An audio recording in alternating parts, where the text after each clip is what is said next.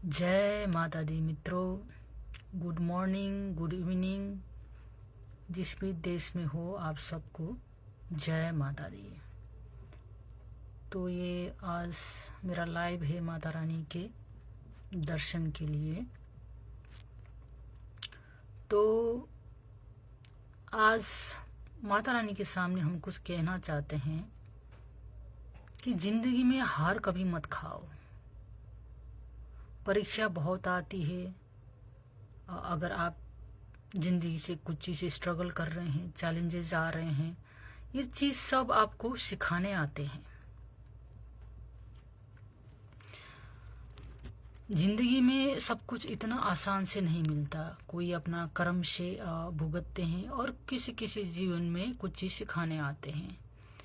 लेकिन एक बात याद रखना मित्रों कि जीवन में भगवान के घर पे देर जरूर होगा लेकिन अंधेरा नहीं होगा।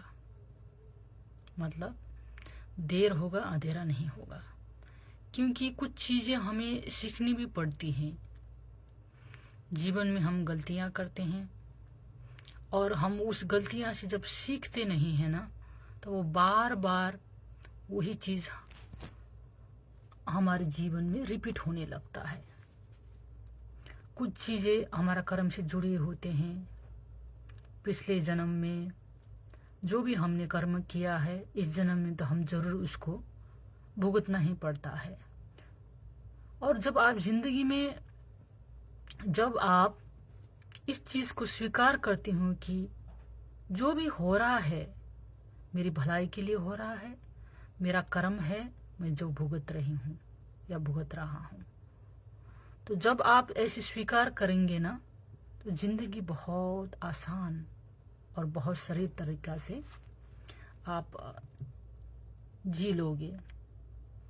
क्योंकि जीवन में जब दुख आता है ना, लोग बहुत घबरा जाते हैं। और जब ऐसे घबराहट से होने लगते हैं तो हम बहुत गलत डिसीजन लेते हैं और गलत डिसीजन के लेकर फिर और हमारा दुख बढ़ता है। तो मित्रों, घबराने का नहीं, बस जीवन में शांति बनाए कर रखने का और भगवान के भरोसे जीने का। आप भक्ति भाव करते हो तो भगवान पे आप अपनी जो भी कर्मकांड करते हैं, पूजा करते हैं, मंत्र जाप करते हैं, ध्यान साधना करते हैं, वो करते रहें।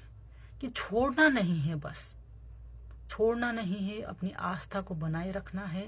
क्योंकि जब चीज़ें जब बहुत कठिन हो जाते हैं ना, तो हमारा जो विश्वास है वो भी टूट जाता है। कितने को मैंने देखा है कि भगवान है ही नहीं, अब मेरा भगवान के ऊपर भरोसा उठ गया है। तो ऐसे को भी मैंने बहुत देखा है। लेकिन भगवान हमारे माँ बाप हैं, ऐसा समझो। क्या माँ बाप हमारे कभी बुरा चाहा है कि चाहते हैं? नहीं। तो अगर माँ बाप आपको कुछ नहीं दे रहा है तो इसमें शायद मेरा ही भलाई हो।